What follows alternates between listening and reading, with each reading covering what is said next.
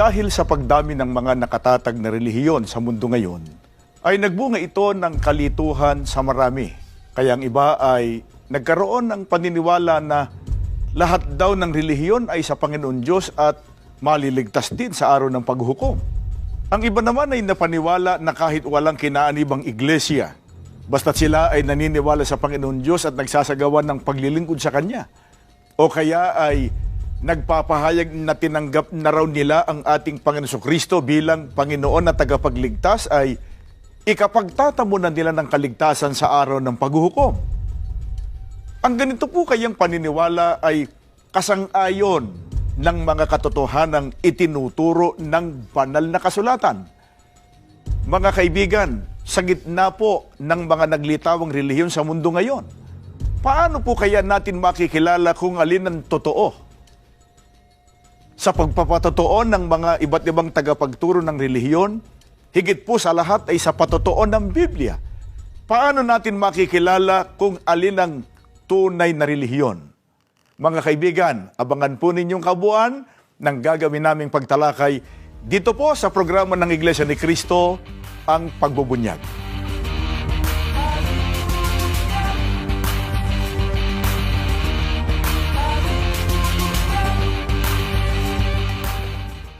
Mga mahal po naming mga televiewers, mga mahal na kaibigan, welcome po muli sa programang ito ng Iglesia ni Cristo, ang Pagbubunyag. Sa kasalukuyan po ay gaya ng alam natin napakarami ng nakatatag na iba't ibang relihiyon, iba't ibang iglesia, pangkati ng pananampalataya na pawang nag-aangkin na sila ay tunay at pagtatamo ng kaligtasan sa araw ng paghukom. At dahil sa pagdami nga po ng relihiyon, ito ay nagbunga sa iba ng pag-aalinlangan, ng paggalito, hindi na nila malaman kung alin sa mga ito ang kanilang aaniban o sasamahang pangkati ng pananampalataya. Kaya may mga tao po na naniniwala na ang lahat ng mga iglesyang yan ay pare-parehong tama at pare-parehong sa ating Panginoon Kristo.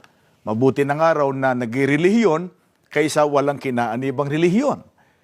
Kaya nga may mga tao na hindi na po pinipili kung aling relihiyon ang kanilang aaniban o kung yung iba ay mamimili man ay kung alin na lang ang natapat sa kanilang sariling pamantayan, kung saan sila kumbinyente o komportable, ay doon na lang sila sumasama. Yun ang kanilang ginagawang batayan.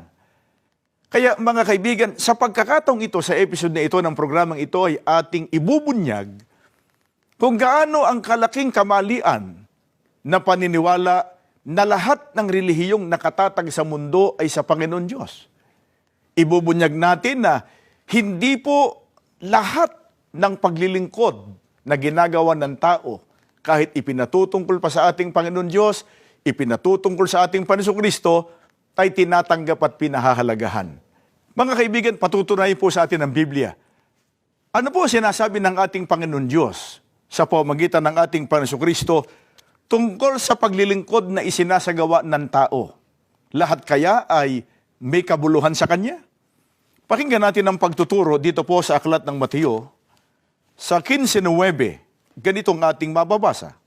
Datapwat walang kabuluhan ang pagsamba nila sa akin, na nagtuturo ng kanilang pinakaaral ang mga utos ng mga tao. Mga kaibigan, dito po ay pinatutunayan ng ating Panginoon Kristo na merong paglilingkod, ang sabi, walang kabuluhan. Mabigat ho yung ginamit na salita, pero yan po ay pahayag ng ating Panginoon Diyos sa pamamagitan ng ating Panginoon Kristo. Paano natin makikilala ang isang paglilingkod na ayon sa Biblia ay walang kabuluhan, walang silbi? Pagka ang wika, ang aral o turo ay nakasalig sa aral lamang ng tao. Ito po kayang sinabi ng ating Panginoon Kristo ay sinasang-ayunan din ng mga iba't ibang autoridad ng Iglesia Katolika.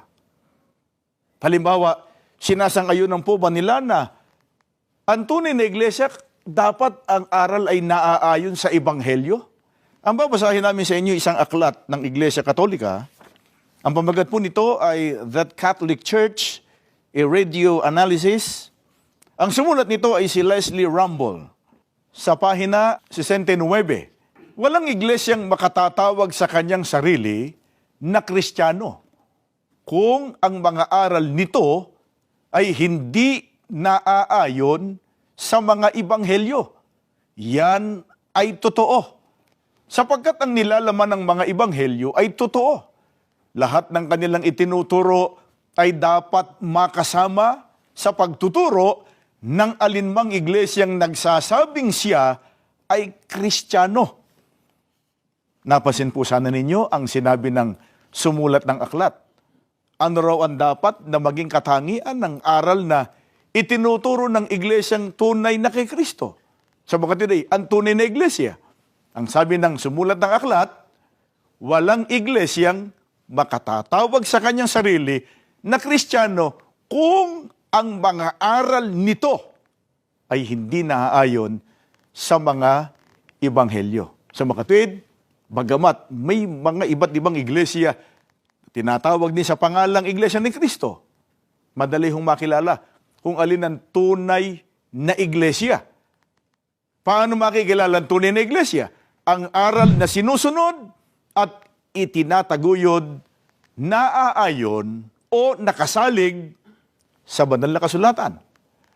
Kaya mga kaibigan, dito po natin susukatin ang mga relihiyong nakatatag sa mundo. Hindi po sa panukat ng tao. Hindi ho sa pakiramdam ng tao. Hindi ho sa tagal lang ng pag-iral ng isang relihiyon. Hindi sa dami o sa ganda ng ritual. Paano natin makikilala at mapatutunayang pasado sa pamantayan ng Biblia ang isang relihiyon o ang tunay na iglesia? Kung ang mga aral na itinataguyod, naaayon po sa Ebanghelyo. Nakasalig lahat doktrina sa Biblia. Ngayon, alinsunod po sa ating Panginoon Kristo. Paano nga ba natin makikilala kung alin ang totoo? Paano natin makikilala yung totoo batay po sa panuntunan na itinuturo ng ating Panginoon Kristo mismo? Ang babasahin namin sa inyo mga kaibigan ay nakasulat sa Juan 7:16 hanggang 18. Ganito ang pahayag ng ating Panginoon Kristo. Sinagot nga sila ni Jesus at sinabi, "Ang turo ko ay hindi akin, kundi doon sa nagsugo sa akin. Kung ang sinumang tao ay nag-iibig gumawa ng kanyang kalooban, ay makikilala niya ang turo kung ito'y sa Diyos o kung ako'y nagsasalita na mula sa aking sarili. Ang nagsasalita ng saganang kanyang sarili, humahanap ng kanyang sariling kalwalhatian. Datapwat ang humahanap ng kalwalhatian niyaong sa kanya'y nagsugo, ang gayon na ay totoo at sa kanya'y walang kalikuan." Mga kaibigan, napakadaling makilala kung alin ang totoo. Kung alin ang iglesia na nagtuturo ng totoo. Ang itinuturo ay pawang mga aral ng Panginoon Diyos na nakasulat sa Biblia. Alinsunod sa ating Panginoon Kristo, paano kung mula lang sa sariling itinuturo? Mga inimbentong aral o doktrina lamang ang itinataguyod. Ang sabi ng binasa natin, ang gayon ay humahanap lamang ng sariling kaluwalhatian, hindi po ng sa ating Panginoon Diyos. Kaya dito ho natin sukatin ang iba't ibang iglesyang nakatatag sa mundo. Halimbawa, ang Iglesia Katolika Romana, nagpapakilalang sila raw ang tunay na Iglesia ni Kristo. Kunin natin sa panukat po ng Biblia. At ayon na rin po sa patutuon ng kanilang mga autoridad Katoliko. Pasado kaya sa panukat na sinasabi ng Biblia, ang dapat na maging turo o aral ay galing sa Biblia o ayon sa kalooban ng Panginoon Diyos? Unahin natin ang Iglesia Katolika Romana. Ano po tahasang inaamin ng mga tagapagturong Katoliko tungkol sa Iglesia Katolika ngayon? Pakinggan natin, babasahin namin ang isang aklat ng Iglesia Katolika. Ito po ay may pamagat na The Spirit of Catholicism. Ganito sinasabi ng aklat: "Tinatanggap naming mga Katoliko kapag karaka, nang walang anumang ikahihiya, bagkos may pagmamalaki, na sa anumang paraan, ang Katolisismo ay hindi maaaring ihambing sa unang Kristyanismo ni maging sa Ebanghelyo ni Kristo.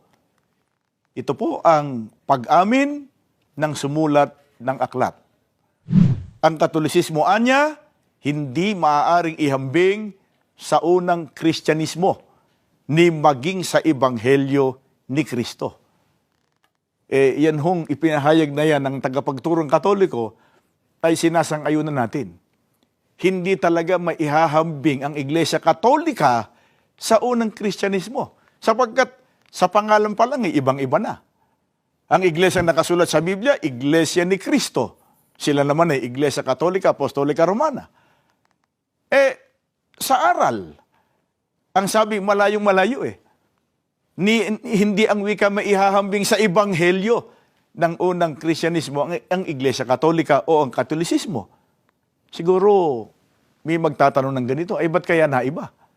Hindi lamang sa pangalan, kundi maging sa aral na sinusunod, ibang-iba ang Iglesia Katolika sa unang Iglesia na tunay na Iglesia. Saan ba kinuha ng Iglesia Katolika ang iba't ibang mga gawaing ginagawa nila ngayon? Ang babasahin natin nandiyan pa rin sa Spirit of Catholicism. Ngayon naman ay basahin natin sa page 175. Ang Iglesia Katolika ay hindi man lamang nag-aatubiling kumuha ng mga ritual at ng mga sagisag pagano, kailanmat ang gayong mga bagay ay maaaring isa Kristiyano at maisaayos. Hindi ho tayo magtataka kung bakit ibang-iba ang Iglesia Katolika kaysa sa unang iglesia, sa tunay na iglesia.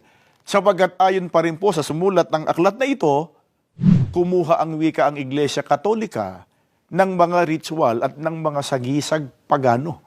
Mga kaibigan, dahil po sa ginawang yun ng Iglesia Katolika Romana, ano ang ibinunga ng pagkuha ng Iglesia Katolika sa mga ritual pagano para yun ang kanilang sundin? Babasahin namin ang nakasulat sa Biblia, sa aklat po ng mga awit, dito po sa 106, 35 hanggang 36, ganito ang ating mababasa. Sa halip na sundin ng utos ng Diyos, bagkus nakisama at malinggawain ng mga pagano ang sinunod nila. Ang Diyos-Diyusan ang sinamba nila at pinaglingkuran.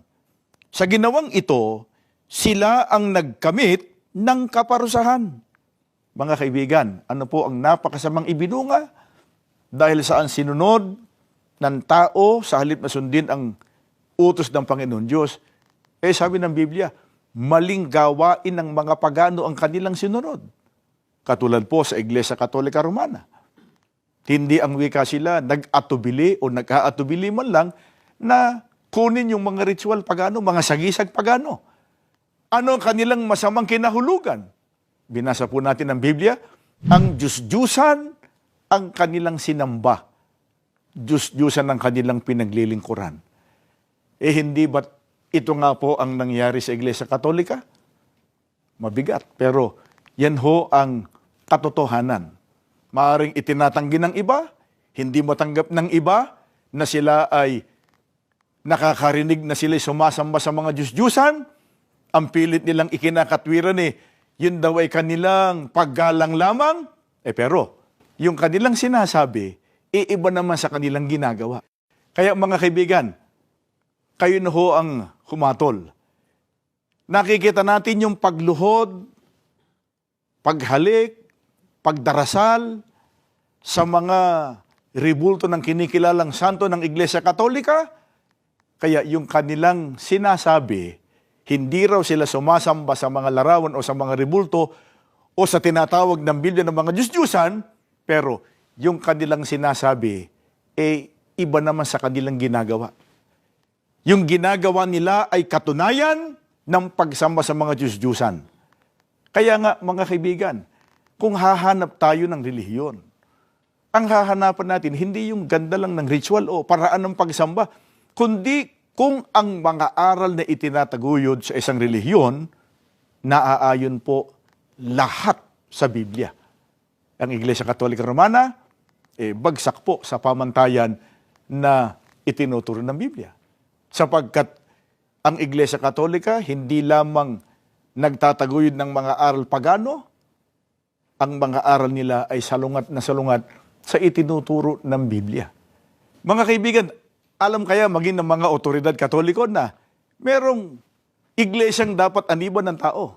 Ito ang tunay na iglesia na dapat aniban ng tao sapagkat pagka ito ay nakilala pero hindi inaniban, hindi maliligtas mo ang tao.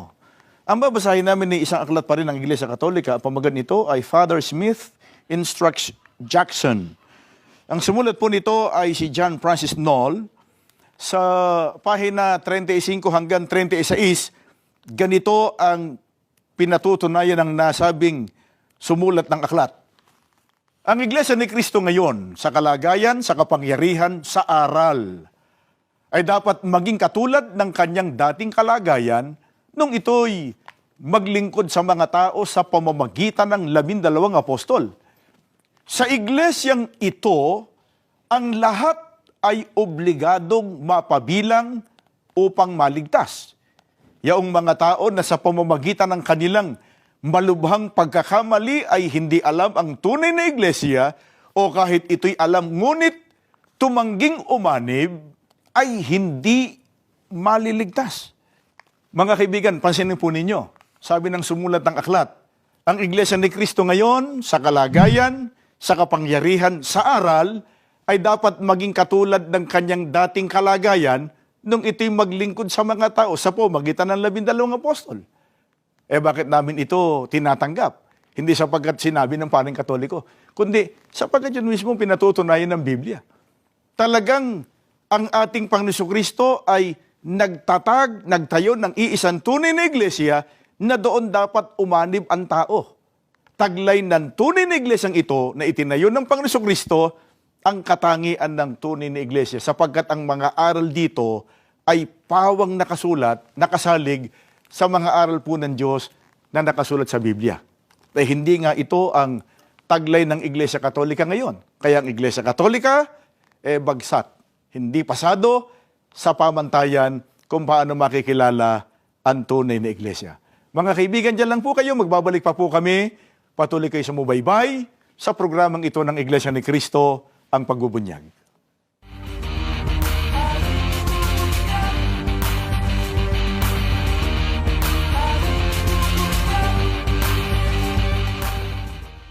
Mga kaibigan, kayo po'y patuloy na sumusubaybay sa programang ito ng Iglesia ni Cristo, ang Pagbubunyag.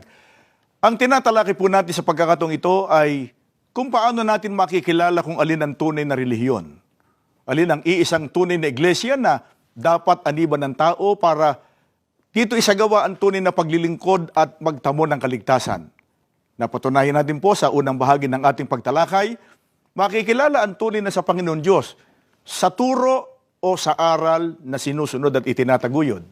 Napatunayan natin, hindi pasado sa pamantayang ito ang Iglesia Katolika sapagkat ang kanilang mga gawain, hindi lamang salungat sa Biblia, kundi kinuha pa nila sa mga gawaing pagano. Ngayon mga kaibigan, puntahan natin ang mga nagpapakilalang iglesyang protestante.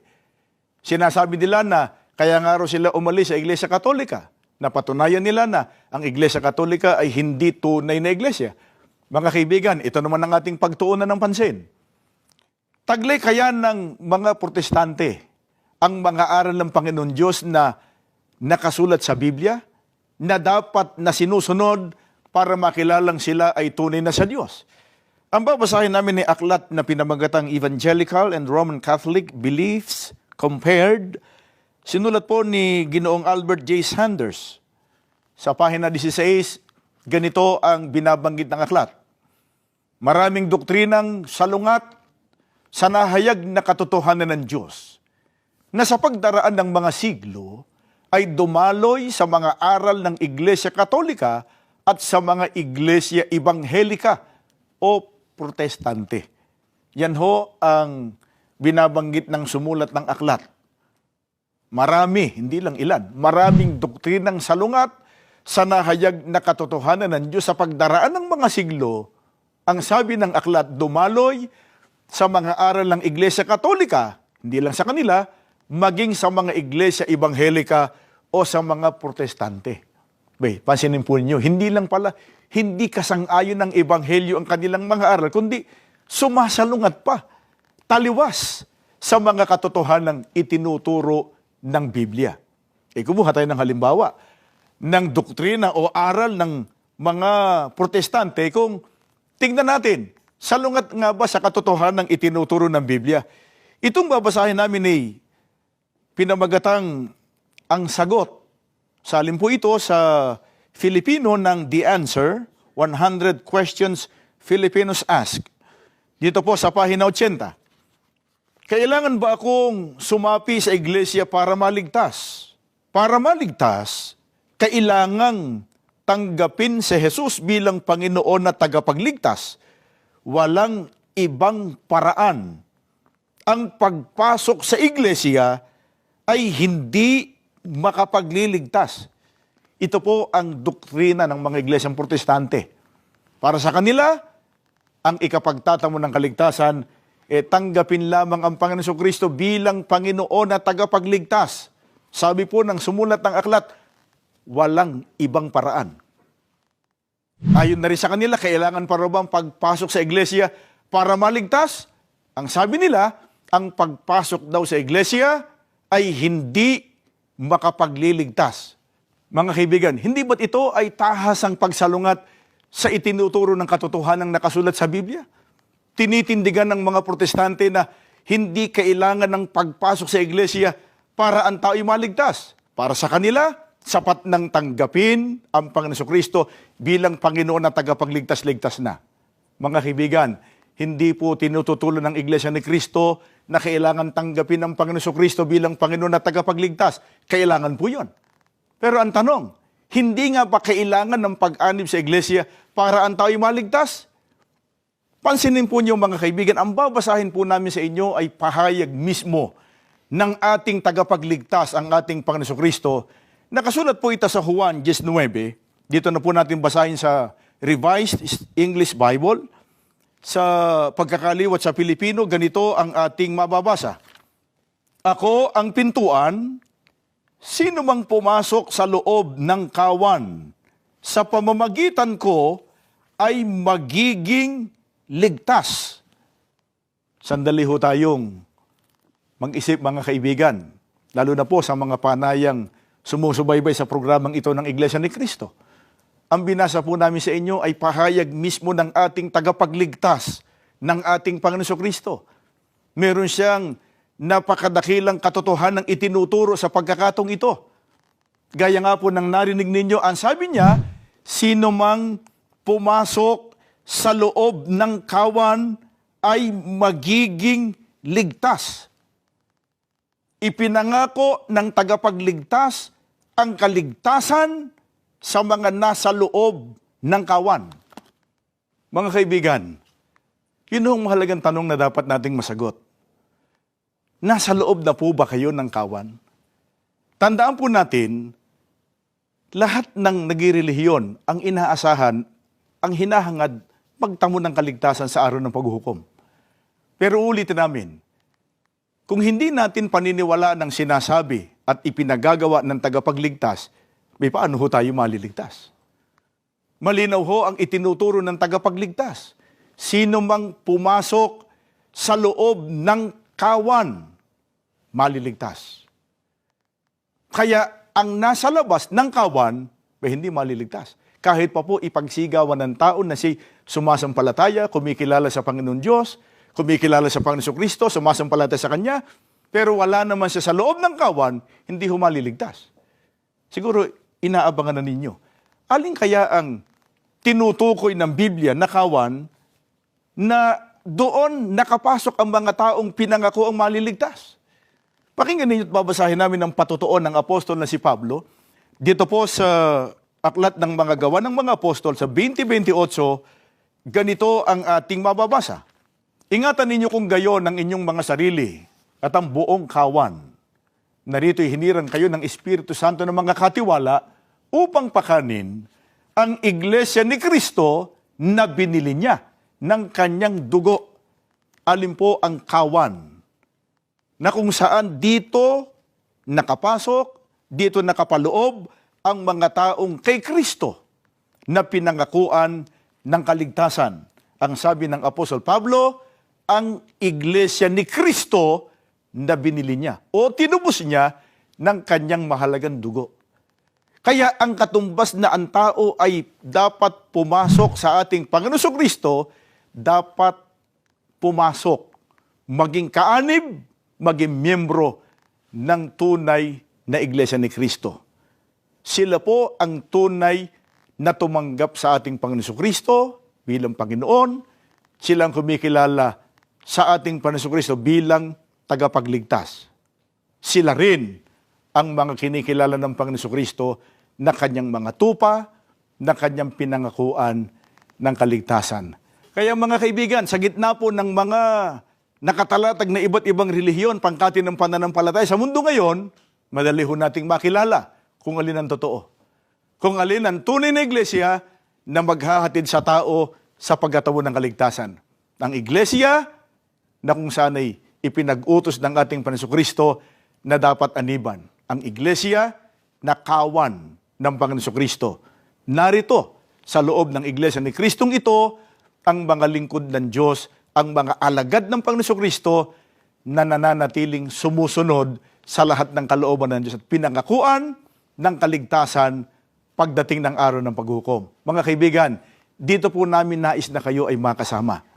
Kaya ang iglesia ni Kristo wala pong tigil sa pag-aanyaya sa mga tao para paglaanan po ninyo na suriin ang mga katotohanan, ang mga aral po ng Biblia na itinatagoy dito at loobin naman ng Panginoon Diyos. Magkasama-sama tayo, higit sa lahat, sa pagtatamo ng kaligtasan sa araw ng paghukom. Mga kaibigan, maraming salamat po sa inyong patuloy na pagsubaybay sa programang ito. Hanggang sa muli.